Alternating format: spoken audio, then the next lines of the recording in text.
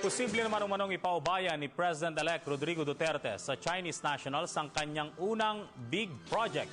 Good news naman para sa mga mahilig tumakbo. Sa December po gaganapin ang 24-hour run sa Intramuros. Ito'y matapos maging matagumpay ang kauna-unahang crazy run. Muling inabisuhan ng Manila Water ang kanilang mga customer sa Metro Manila at ilang bahagi ng Rizal Province. Alam niyo bang nasa bansa ngayon ang trade delegations ng Australia at Canada? Ito upang hikayatin ng ilang mga kumpanyang Pinoy. Sa pagsisimula ng lokal na kampanya para sa midterm election sa Mayo, pinaalalahanan ng Malacanang. Pinag-aaralan ng Malacanang ang akmang legal na hakbang sa naging desisyon ng Korte Suprema. Samantala, pinaplansya na ngayon ng China na gawing major resort ang ilang artipisyal na isa sa bahagi ng pinag-aagawang teritoryo.